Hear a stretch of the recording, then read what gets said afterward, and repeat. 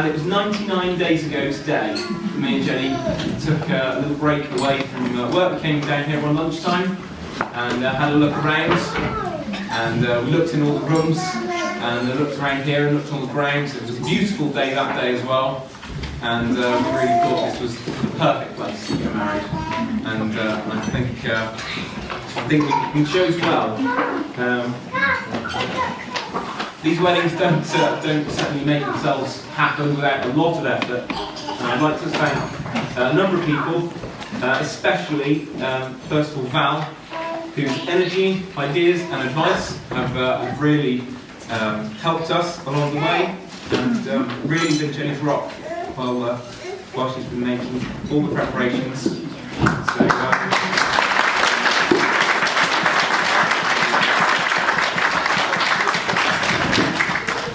I think you'll agree Jennie's looking magnificent today.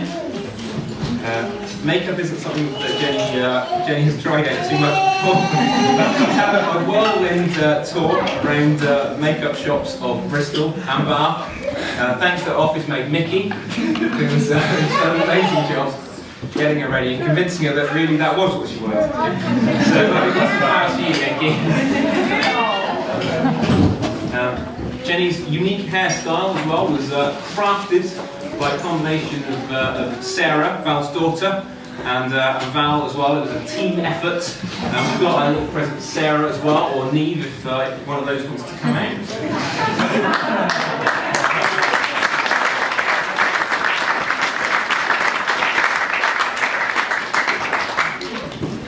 Jennie's bridesmaid Claire has been amazing.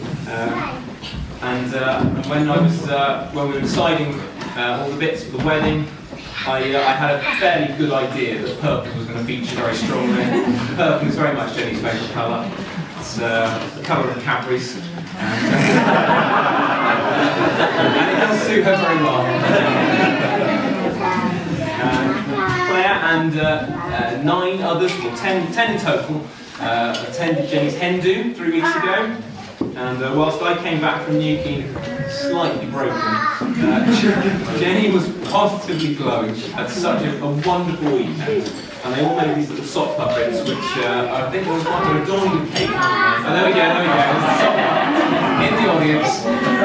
Yes, so they had lunch in the garden and did sock puppets and went for a lovely meal. It was absolutely glowing afterwards. She'd had such a lovely time. So thank you for all the hens who came out for the weekend. Thank you to Claire for arranging that and being a bridesmaid. We've got a little something for Claire.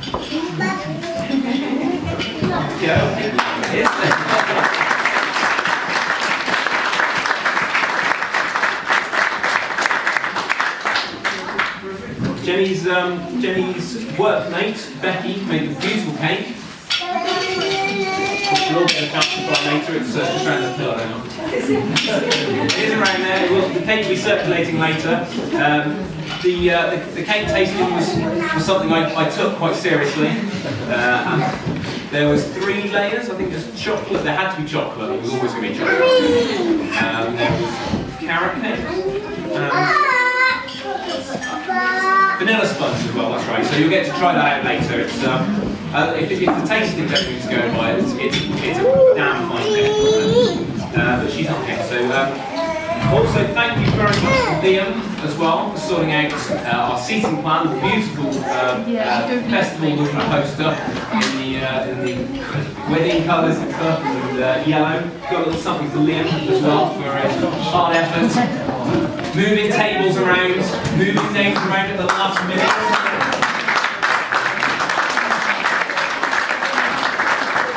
I would also like to thank Sean as well for doing the invites, which hopefully will be received, and also the record things on the table as well. Make sure you have a little read of the description on there as well, because it's very tiny writing. I'm not most people can read it, unlike me. So we've got a little something for Sean as well. Thank you very much to all the staff at Orchard Lee House. Can we give them a big round of applause?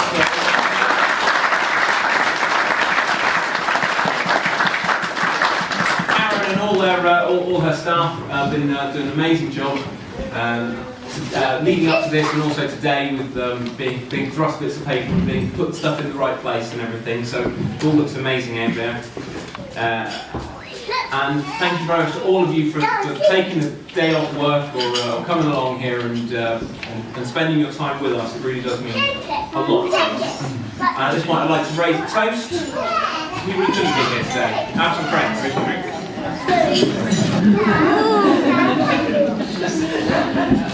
I'm not sure, I've never seen the groom parents so moved to pass on their responsibility, and the wife so terrified and daunted by the prospect.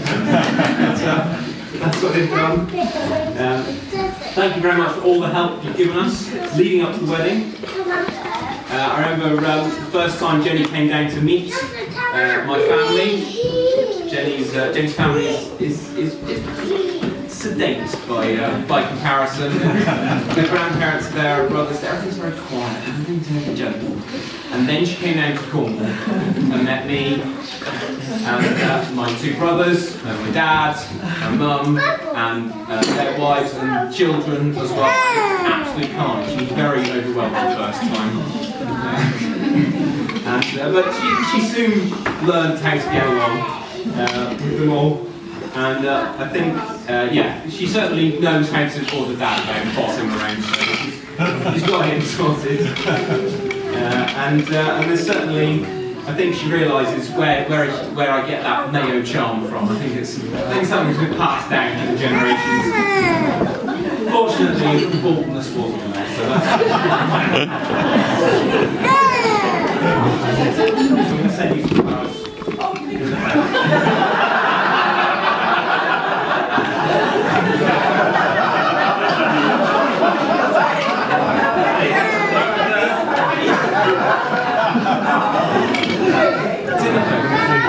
It's because she's not going home for a couple of days, so there's no point. That was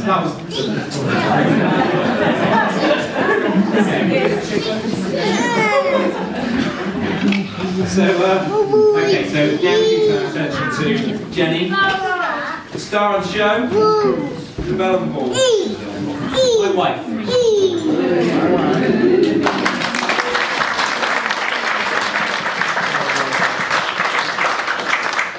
She has done most of the planning for today. She's properly sleep deprived. We've really skimped on sleep in the last month and a half, I would say.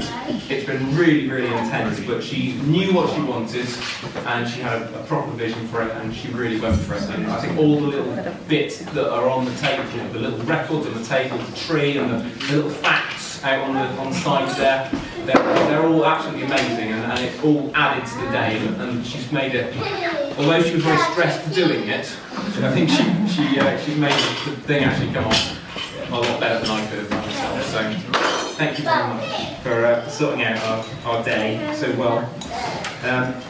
We met 7 years ago now.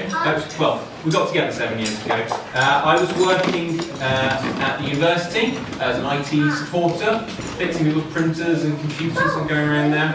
And Jennie was in the main HR office, and she used to wink at me and smile, trying to get her way, preferential IT treatment. Several people asked me, did I purposely break her computer in order to go up to the office more often? The honest answer is no, I didn't have to. It was so dodgy up there that things broke itself. I did take on extra work for her office mates, and I might have visited the office once or twice when a phone call or an email would have sufficed. I went and gave her personal touch. So she now has full-time IT support.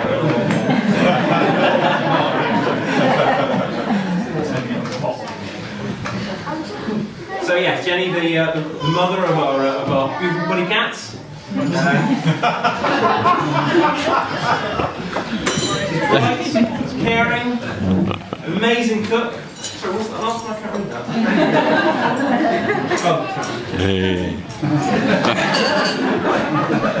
I can't remember.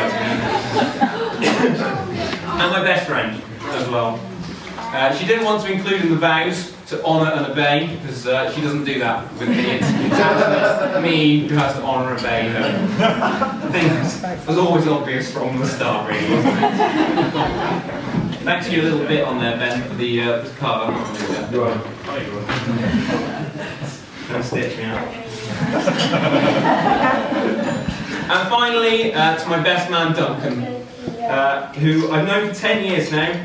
We went to university together, and when I was deciding who to have for a best man, I thought I need someone organised, someone who will sort me out, and Duncan really did whip me into shape. He was very good at sorting out the accommodation and making sure we actually had someone to go on the stag do in Newquay, and we had a really good time there. So I'd like to thank Duncan for all that he's done leading up to today, and especially today, running around doing all the little bits for me, making tea for me, and sorting out me this morning. He's been really good at that, so thank you very much.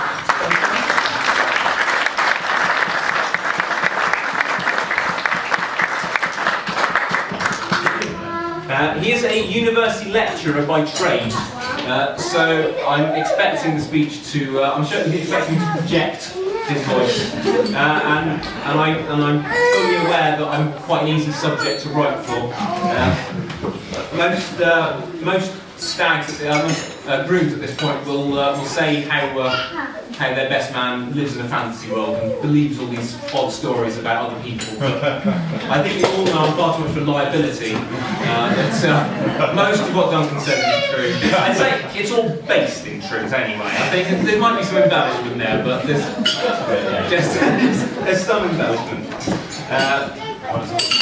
Yes, if you ever need a safe driver, Duncan is your man. We went on go-karting around Newquay and went around there. Dad blitzed around and beat everyone. Dad lapped everyone, but Duncan came in a respectable 4 laps behind the second last person on a 25-lap course. Here's Mr. Safe. We went to Glasgow recently, where Duncan and Claire and his son Cameron lives. We went there a couple of weeks ago, and spent an enjoyable evening trying out the variety of disposable barbecues that Duncan has bought. Trying to get each one to light and managing to get approximately 1 burger off of each. So Duncan, I've bought you a little voucher there for the garden centre. I want to see a decent barbecue next time. I know it's never sunny in Glasgow, but for the 1 or 2 times it ever does, we've got your little Sunday. Alright? There you go.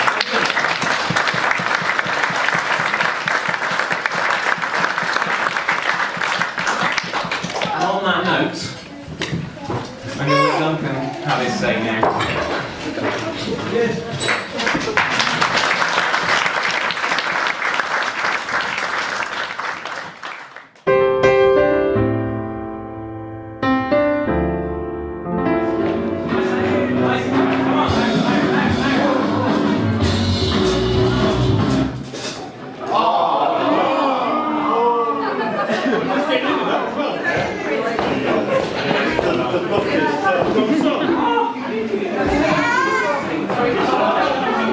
Oh, it's all green.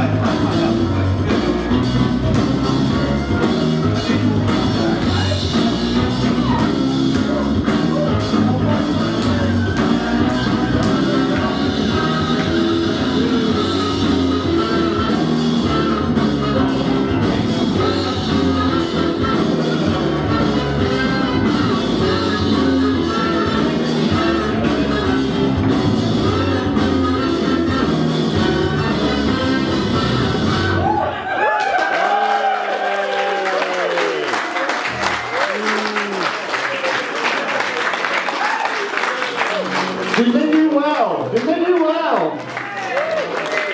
Keep up dancing. Next series, I think. Okay, shall we start? Yeah! Okay, here we go then.